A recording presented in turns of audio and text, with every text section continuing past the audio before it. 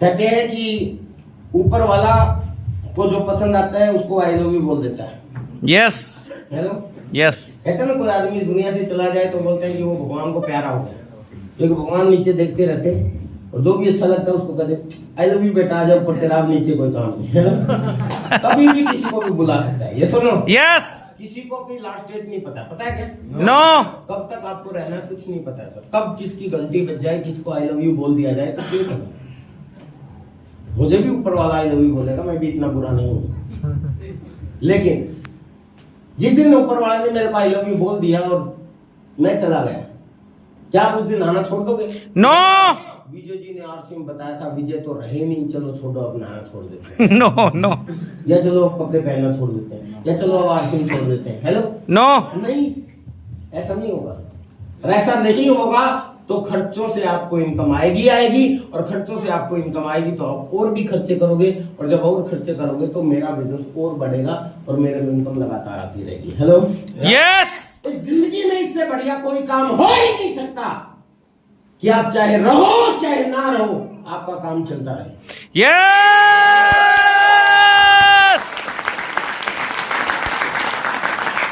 मुझे याद है हमारे एक लीडर ने बहुत पहले, जब मैंने आरसी बिजनेस शुरू किया था, जिसकी वजह से मैंने इसमें सीरियसली काम करना शुरू किया, उसका कारण है उन्होंने बोला था कि भाई इस बिजनेस की खूबी आपको जाननी है तो रात को 3 बजे उठ के घर के कोने में जाना, उस कोने में जिसमें आपके बीवी बच्चे सो रहे हो, बूढ़े माँ बाप सो रहे हो, और एक बार देखना ध्यान से, एकदम बेसुध होके आराम से शांति से निश्चिंत होके सो रहे हैं। क्यों? क्योंकि पता है कि कोई है परिवार का मुखिया जो उनके लिए कमाता है। यस आराम से निश्चिंत होकर सो रहे हैं। सोचिए कि उस परिवार के मुखिया को अगर आई लव यू बोल दिया तो उसकी फोटो पे अगर माला चढ़ गई तो क्या वो चैन की नींद सो पाएंगे? नो अगर जवाब नो में मिलता है तो आपको इस आरसी बिजनेस की यस बहुत ज्यादा।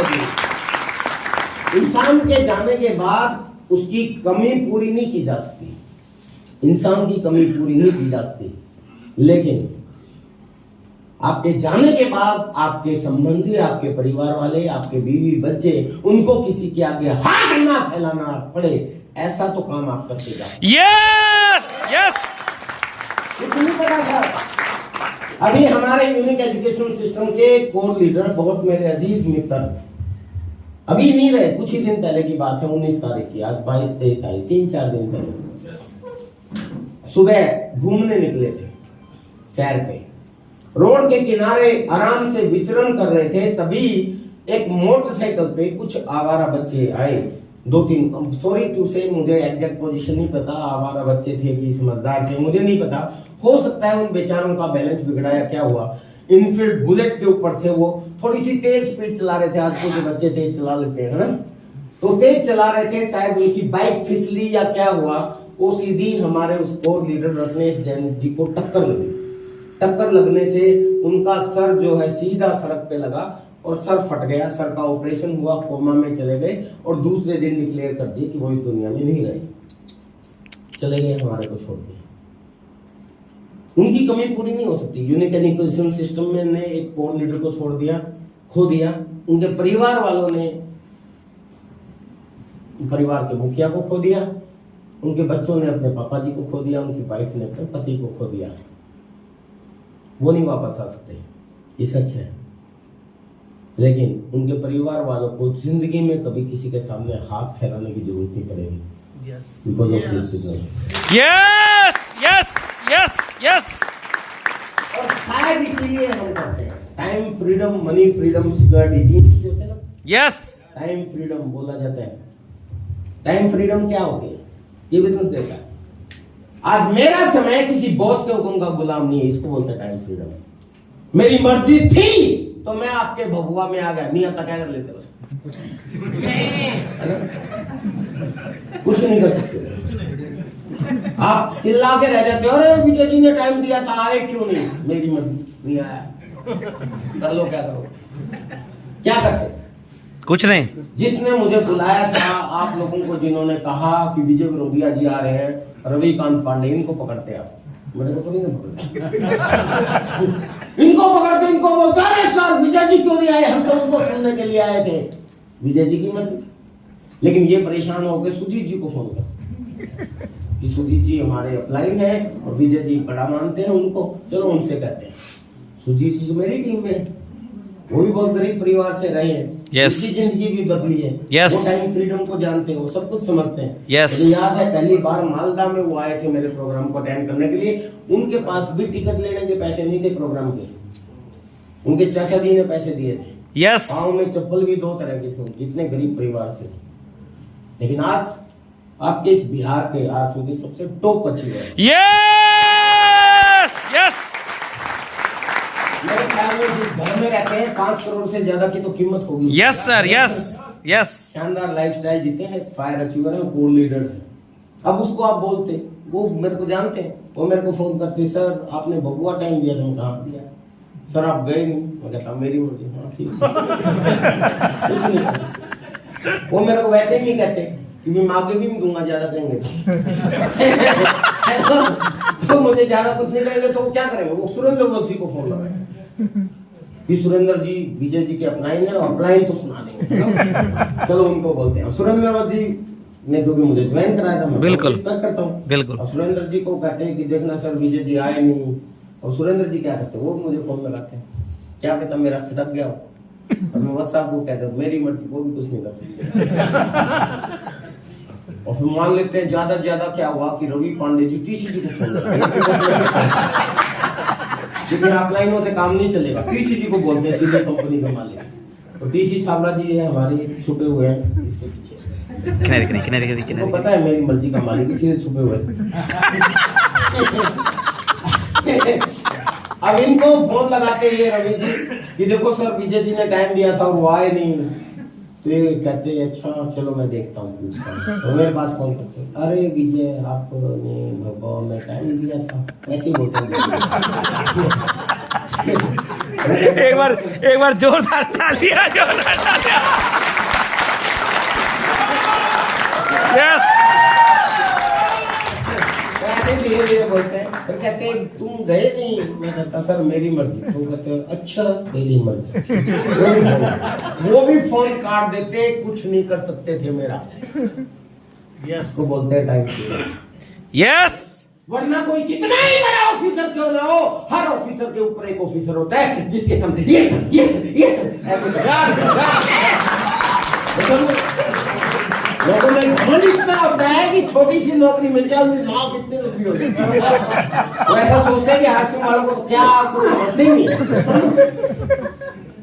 बहुत से नौकरी प्राप्त करने वाले ऐसे हो जाते हैं, माफ करना मैं आपको नहीं कह रहा हूँ, पर मुझे तो नौकरी करने वाले खासकर सरकारी वाले थोड़े से बड़े अजीब लगता है। मेरी उनके साथ यूं रहती है। हालांकि मेरे परिवार में बहुत से लोग सरकारी कर्मचारी हैं। मेरे पापा जी खुद सरकारी कर्मचारी रिटायर हुए हैं। मेरी सिस्टर दिल्ली पुलिस में ऑफिसर है, इंस्पेक्टर है वो। मेरे जीजाजी तहसीलदार हैं, वो भी गवर्नमेंट जॉब पे हैं। मेरी दूसरी सिस्टर भी हरियाणा में ऑफिसर है, उसके मेरे जीजाजी दूसरे हैं, वो भी ऑफिसर है। तो हालांकि मैं कर्मचारी खूब है, पर मुझे सरकारी कर्मचारियों से देख के तो ऐसा लगता है, मेरा पर्सनल ओपिनियन है, आप बुरा मत मानिएगा, कि जैसे जरूर इसने पिछले जन्म में कुछ बुरे कर्म किए हैं।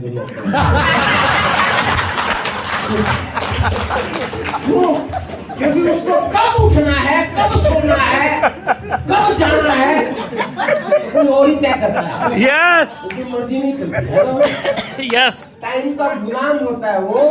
हेलो माफ करना, बुरा मत मानना, मेरे ओपिनियन में बता रहा हूं। उसका टाइम उसका नहीं होता। अगर मान लेते हैं कोई व्यक्ति, आप में से एग्जांपल दे रहा हूं, अगर आपका सुबह 10 बजे तक सोने का मन है, मूड है, हेलो, और आपकी नौकरी लग गई सरकारी, आपका शरीर का आदत ऐसी बन गई कि आपको 10 बजे उठा जाता है, आपसे 10:30 बजे आप फ्रेश होते हो, उसके बाद आप खाना वगैरह खाते हो। लेकिन नौकरी लगी 8 बजे पहुंचना है, और जबरदस्ती उठना पड़ेगा, जबरदस्ती जाना पड़ेगा, जबरदस्ती जोर लगाना पड़ेगा। ये सुन मतलब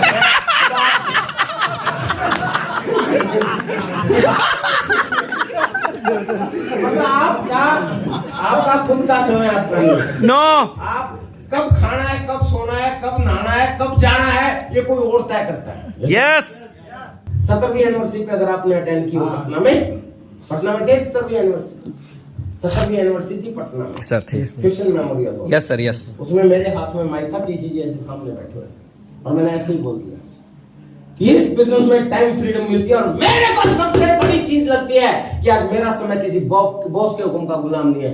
मैं अपनी मर्जी का मालिक हूँ। मेरी मर्जी होती है मैं बिहार में आ जाता हूँ, मर्जी होती है कलकत्ता चला जाता हूँ, मर्जी होती है बंगाल चला जाता हूँ, मर्जी होती है केरला चला जाता हूँ, मर्जी होती है इंडिया में रहता हूँ, मर्जी होता है इंडिया चला जाता हूँ, मर्जी होती है आसाम में चला जाता हूँ, मर्जी होती है कश्मीर में चला जाता हूँ, मर्जी रहती है घर में पड़ा रहता हूँ। मेरी मर्जी। यस ऐसे बोल के कि मेरी मर्जी और मेरे टीसी की तरफ देखा। टीसी जी मेरी तरफ देखते हुए फिर नीचे गर्दन बोल के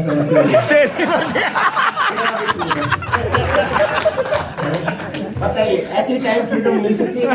नो चाहते हैं मर्जी के मालिक बनना? तो ये आरसीएम बिजनेस आपको मर्जी का मालिक बना।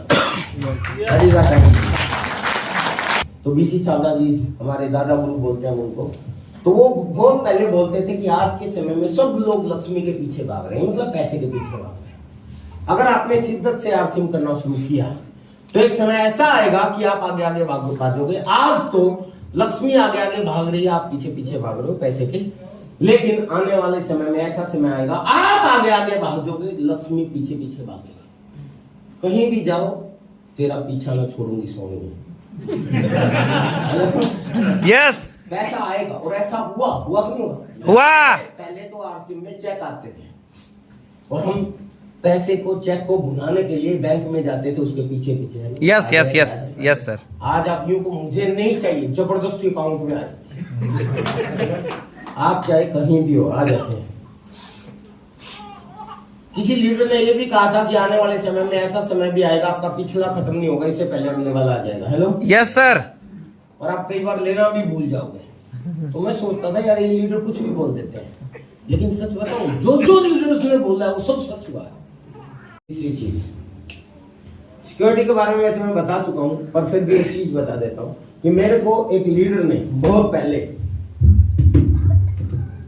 जिस दिन मेरे को समझ में आया ये बिजनेस का सिस्टम, तो एक मेरे क्लाइंट होते थे gazetted officer OP Sharma sir.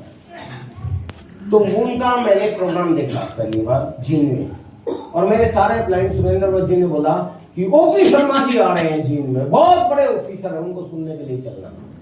तो मैं बड़ा हैरान हुआ कि यार बहुत बड़े ऑफिसर हैं तो फिर आरसीएम क्यों कर रहे हैं? क्योंकि मैं नया था आरसीएम में। अब नया आदमी तो ये सोचता है कि ये तो बेरोजगारों का काम है। Hello yes sir. या जिसके पास पैसे नहीं है वो उनका काम है। उन लोगों के पट्टों को क्या, सॉरी उनको क्या पता कि इनका पर मैं भी ऐसा ही सोच रहा था, मैं भी नया था, तो मैं भी सोच रहा कि यार इतना बड़ा ऑफिसर है और उसके बारे में पता क्या बताया गया? ये है सन 2000 की बात, 2001 की बात। कहा गया कि OP Sharma ji joint director है कोऑपरेटिव डिपार्टमेंट में, उनको खुद की गाड़ी मिली हुई है, एक शानदार ऑफिस है, उनको चपरासी मिला हुआ है, उनसे बिना अपॉइंटमेंट तो आप उनके ऑफिस में जा भी नहीं सकते, मिल भी नहीं सकते, गस्टेड ऑफिसर है। तो मैं बड़ा हैरान हुआ यार इतना बड़ा ऑफिसर फिर क्यों आरसीएम करता है? और सच बताऊं जब मैं उनसे मिला बाहर प्रोग्राम से पहले तो मैंने भी यही सवाल किया। मैंने कहा सर आपने आरसीएम क्यों किया? हम तो चलो ठीक है गरीब आदमी थे, हमें पैसे की जरूरत है, आप इतने बड़े ऑफिसर 25,000 की सैलरी, सन 2000 में 25,000 की सैलरी 25 लाख बराबर होती है ना, तो गाड़ी मिली हुई है, फिर आपको क्या जरूरत थी? तो मुस्कुराने लगे कि सब आदमी यही पूछते हैं, मीटिंग में चलो मीटिंग में बताओ। तो मीटिंग में जो उन्होंने बताया बताऊं आपको? Yes sir. उन्होंने बताया कि मैंने अपनी जिंदगी की शुरुआत जीरो से की, बहुत मेहनत की, पहली क्लास में एडमिशन लिया, 8वीं क्लास पास की, 10वीं क्लास पास की, 12वीं क्लास पास की, ग्रेजुएशन की, मैं पढ़ा लिखा हो गया, डिग्री हासिल कर ली, उसके बाद कंपटीशन फाइट किया और आज मैं एक ऑफिसर बन गया। Now OP Sharma is a joint director of cooperative department Rajasthan government. आज लोग मुझे सल्यूट करते हैं, सरकार ने गाड़ी दे रखी है, चपरासी दे रखा है, सारी चीजें, लेकिन उसके लिए मैंने यहां से यहां तक शुरुआत की। उन्होंने कहा कि मैं आपसे क्वेश्चन पूछता हूं कि मेरा एक लड़का है, मैंने इतनी मेहनत की और आज मैं ऑफिसर बन गया, इनमें से मेरे लड़के के क्या काम आएगा? क्या मेरे जाने के बाद, क्योंकि सबको जाना है, एक ना एक दिन मैं भी जाऊंगा, उन्होंने कहा अगर मैं इस दुनिया से चला गया, ऊपर वाले ने आई लव यू बोल दिया, क्या मेरी ये ऑफिसर की गद्दी और मेरी इतनी मेहनत मेरे बेटे के काम आ जाएगी? उसको ये ऑफिसर की गद्दी मिल जाएगी? नो। सबने कहा नो। मैंने यस, उनको नहीं मिलेगी, उनको भी जीरो से शुरू करना पड़ेगा, उनको भी 8वीं क्लास 10वीं क्लास 12वीं क्लास पास करनी पड़ेगी, उनको भी ग्रेजुएशन करनी पड़ेगी। हो सकता है वो मेरे से भी बड़ी डिग्री ले लेगी, मेरी तो छोटी थी।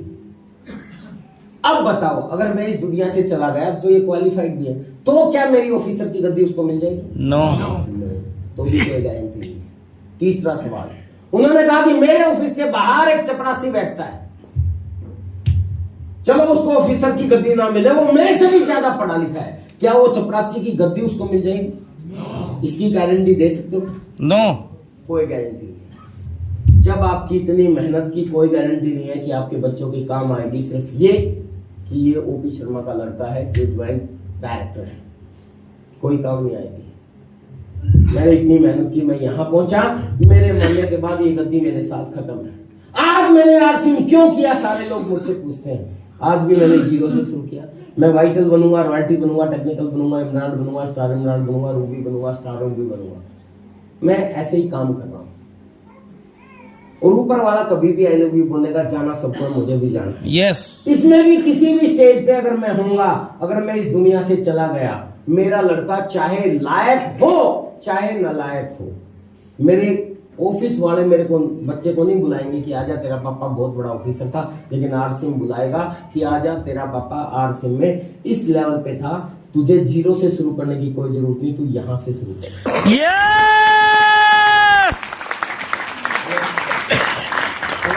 यस। तू यहां से शुरू कर।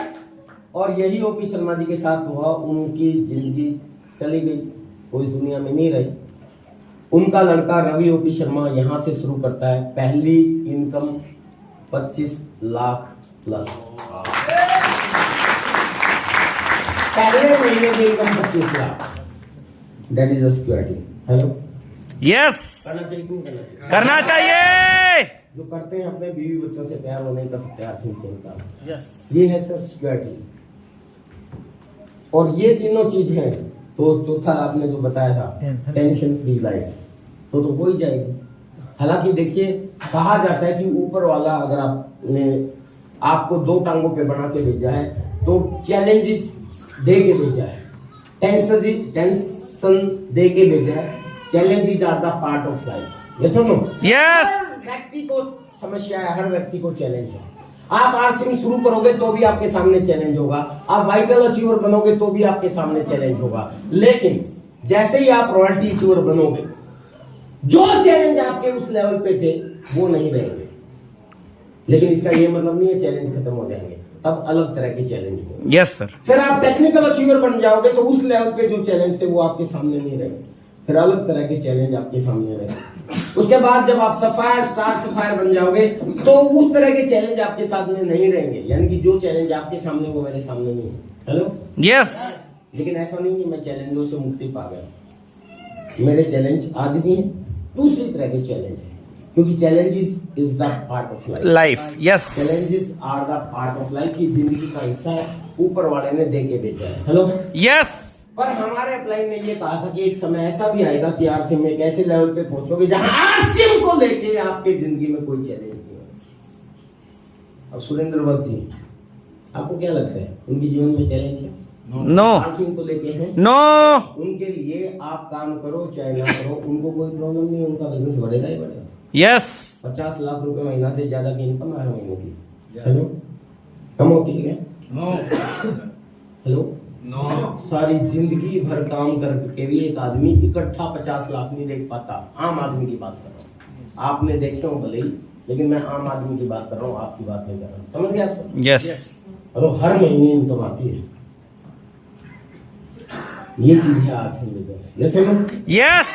लेकिन इंसान है मेरे सामने, और इंसानों को बड़ी बड़ी बात और अच्छी बात एकदम से समझ नहीं आती। नहीं आती। यस।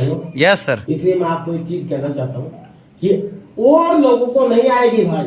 अगर आप कामयाबी चाहते हैं और time freedom, money freedom, security चाहते हैं तो मेरी एक बात मान लेना, बता दूं? यस। लोगों को, इंसानों को प्लान दिखा रहे हो आप, ये हमेशा याद रखना। और इंसानों को एकदम से समझ में नहीं आएगा, ये भी याद रखना। इंसानों को आता है, इट विल टेक टाइम, ये याद रखना। रखेंगे? यस। इसका मतलब क्या है कि अगर किसी आदमी को आप प्लान दिखाते हो और इसको आपका प्रोजेक्ट अगर समझ में नहीं आता और ये आपके प्रोजेक्ट को रिजेक्ट कर देता है और आपको मना कर देता है, तो इस पे गुस्सा मत होना, इंसान है बेचारा। हेलो? यस। और मैं तो दूसरे तरीके से सोचता हूं, अगर कोई मुझे मना करता तो कि शायद इसने पिछले जन्म में बुरे कर्म किए होंगे, ऊपर वाला इसके दिमाग में अभी ये घुसा नहीं रहा, क्योंकि ऊपर वाले की मर्जी के बगैर पत्ता भी नहीं हिलता। हेलो? यस। तो ऊपर वाला इसको अभी देना नहीं चाहता। अगर ऊपर वाला इसकी जिंदगी में परिवर्तन चाहता तो अभी यस करवा देता। हेलो? इसका मतलब इस ऊपर वाला इसको नहीं चाहता, तो ऊपर वाले की रिस्पेक्ट करते हुए इसके ऊपर दया करने, बेचारा किस्मत का समझ गए? कुछ नहीं कहना, उसको धन्यवाद करो and go to the next person. आता है तो best, otherwise next. Yes. Yes. इसको समझाओ, इसको दिखाओ। आता है तो बेस्ट, नहीं तो नेक्स्ट। नेक्स्ट। आता है तो बेस्ट, नहीं तो नेक्स्ट। आता है तो बेस्ट, नहीं तो नेक्स्ट। आता है तो बेस्ट, नहीं तो नेक्स्ट। चिंता मत करो, ऐसे ही चलते रहो, आप कामयाब होगे। क्योंकि इस भारत में रहने वाले इंसान हो आप, और भारत में हर चीज की कमी हो सकती है, इंसानों की कभी भी कमी नहीं। यस। कितनी प्लान दिखा लो, लोग नहीं खत्म होने वाले। हो जाएंगे क्या? नो। फुल स्विंग पे प्रोडक्शन है। जितनी देर मुझे बोलते हुए हो गए, इतनी देर में इतने बच्चे पैदा हो चुके हैं कि वो भी आप ज्वाइन करा दो तो आप टेक्निकल हो। ये सच है, देखो मजाक की बात नहीं है, ये रियलिटी है। हर 3 सेकंड में एक बच्चा पैदा होता है भारत में। हेलो? पूरी दुनिया परेशान है, सारी सरकारें परेशान है, हम बड़े खुश हैं, लेकिन हमें तो लोग चाहिए। ये सच है। मैं जब पैदा हुआ हूं, जब से सरकार जोर लगा रही है कि कम पैदा करो, कम पैदा करो, कम पैदा करो। ये सुनो, आप भी जब से पैदा हुए तब से सरकार के अभियान नहीं सुन रहे? फैमिली प्लानिंग करो, हम दो हमारे दो, हमारे दो, फिर 2 ही अच्छे, फिर शेर का बच्चा एक ही अच्छा, एक भी मत करो।